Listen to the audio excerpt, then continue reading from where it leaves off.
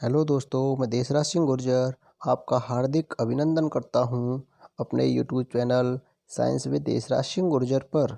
दोस्तों, हमने पिछली क्लास में पढ़ा था कि प्राकृतिक विज्ञान से या नेचुरल साइंस से विज्ञान की अलग अलग उपशाखाओं का डिवीजन कैसे हुआ था। प्राकृतिक विज्ञान से अलग अलग विज्ञान की शाखाएं जैसे कृषि विज्ञान, रसायन विज्ञान, भौतिक विज्ञान और बायोलॉजी आदि का डिवीजन कैसे हुआ था। सबसे पहले प्राकृतिक विज्ञान से इनका डिवीजन करने वाले वैज्ञानिक का नाम हमने पढ़ा था सर अरस्तु, जिसे जीव विज्ञान का पिता भी कहा जाता है। अरस्तु ने सबसे पहले प्राकृतिक विज्ञान से जीव विज्ञान को अलग किया या विज्ञान की अलग अलग शाखाओं को अलग किया। इसके अंतर्गत हम अध्ययन करेंगे आज बायोलॉजी की। बायोलॉजी के अंतर्गत हमने पढ़ा था कि विज्ञान की वह शाखा जिसके अंतर्गत हम सजीवों या जीवों का अध्ययन करते हैं उसे जीव विज्ञान कहते हैं। जीव विज्ञान का पिता अरस्तु को कहा जाता है।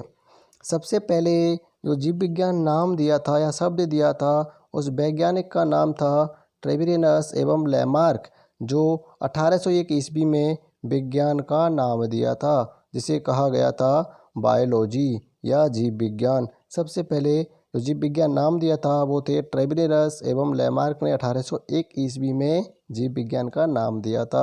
दोस्तों, हमने बायोलॉजी को दो भागों में डिवाइड किया। कौन कौन से थे सर? पहला था पादप विज्ञान और दूसरा था जंतु विज्ञान। बायोलॉजी को हमने दो भागों में तोड़ा, पादप विज्ञान और जंतु विज्ञान। दूसरी थी हमारी जंतु विज्ञान, जिसे जूलॉजी भी कहते हैं।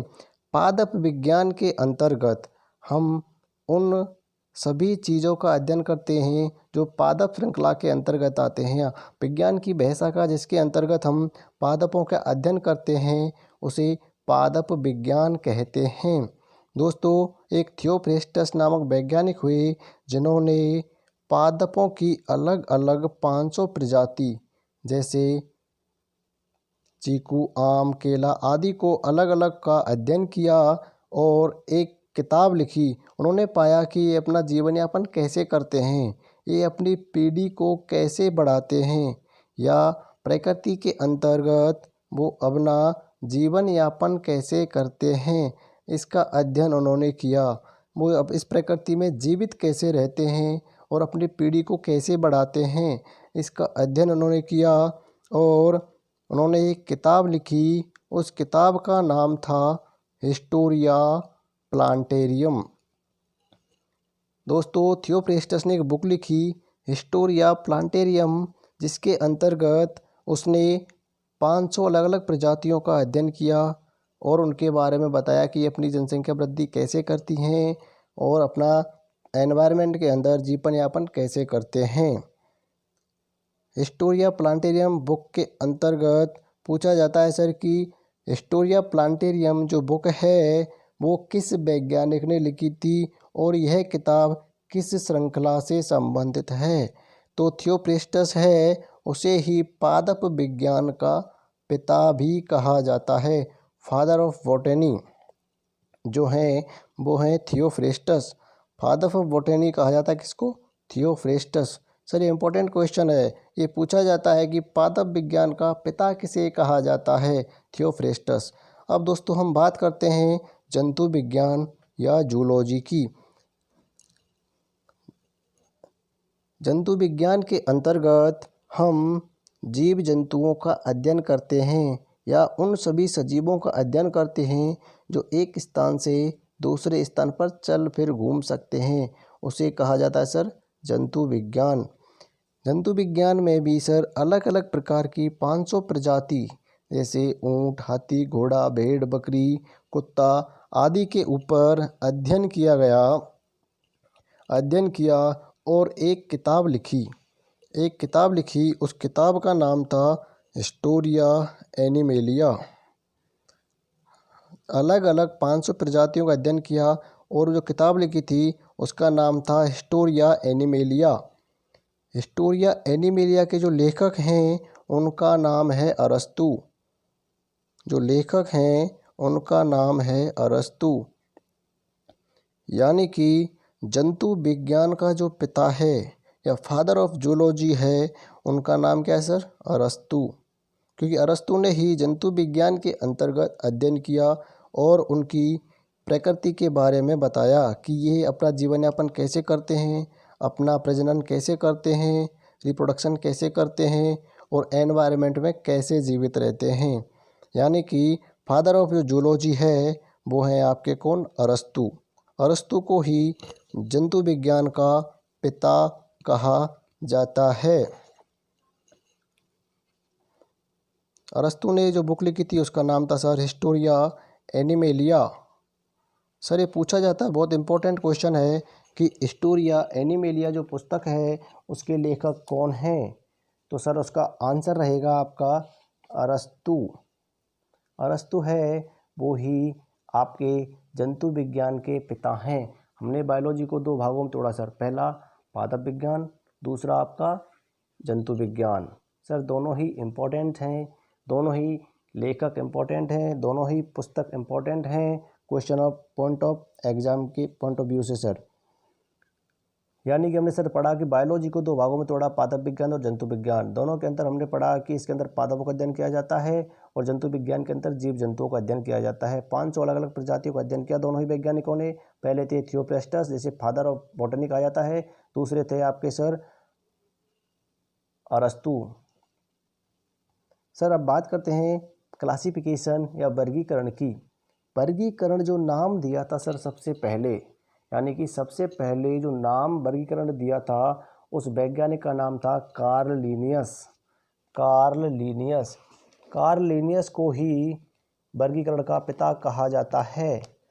इसे नाम दिया वर्गीकी, जिसको टैक्सोनॉमी भी कहा जाता है, टॉक्सोनॉमी, टॉक्सोनॉमी भी कहा जाता है।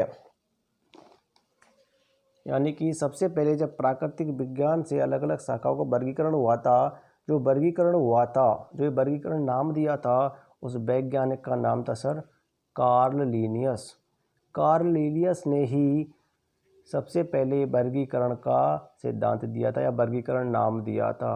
नेचुरल साइंस से अलग अलग जो शाखाएं हमने बांटी थी सर, उसका जो नामकरण किया था, जो वर्गीकरण किया था, उसका नाम था सर कार्ल लीनियस। अब दोस्तों हम बात करते हैं बायोलॉजी की। बायोलॉजी के अंतर्गत हमने पढ़ा था कि वे सभी जीव या सजीव होते हैं, उनका जो अध्ययन किया जाता है उसे बायोलॉजी कहते हैं। बायोलॉजी के अंतर्गत हम पढ़ेंगे सर जूलॉजी या जंतु विज्ञान, जिसके अंतर्गत हमने अध्ययन करेंगे जीव, जीवन की उत्पत्ति, जीव कैसे बनता है सर। सबसे बड़ी बात है कि जीव होता क्या है, जीव का निर्माण कैसे हुआ। भाई प्रकृति पर जब जीव का निर्माण हो कैसे हुआ, इस सिद्धांत को समझेंगे। और जंतु विज्ञान के अंतर्गत हम ये चीज़ समझेंगे कि जीव का जो निर्माण होता है वो कैसे होता है। सबसे पहले सर कोशिका, जब एक कोशिका मिलती है, जब एक कोशिका मिलती है तो कोशिका एक या एक से अधिक कोशिकाएं जब मिलती हैं तो एक ऊतक का निर्माण करती हैं। एक से अधिक जब कोशिकाएं मिलती हैं तो ऊतक का निर्माण करती हैं। जब ऊतक का निर्माण करेंगी कब, जब एक से अधिक कोशिकाएं मिलेंगी तो ऊतक का निर्माण करेंगी। दोस्तों ऊतक का निर्माण हो गया।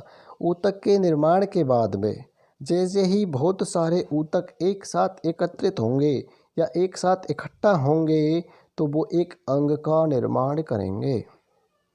दोस्तों कोशिका मिली, कोशिका से ऊतक बना, ऊतक से अंग बना। जब बहुत सारे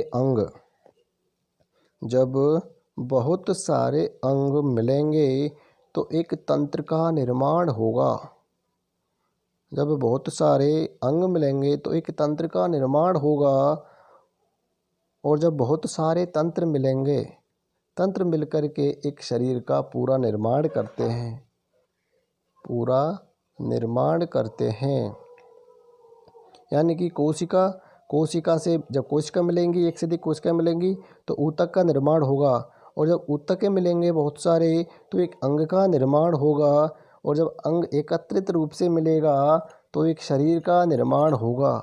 मान लीजिए एक मुर्गी का जो बच्चा होता है उसका निर्माण कैसे होता है? कोशिका। कोशिका ही अपने जीवन की मूलभूत इकाई है जिससे कि हमारा जीवन बनता है या कोई जीव का निर्माण होता है।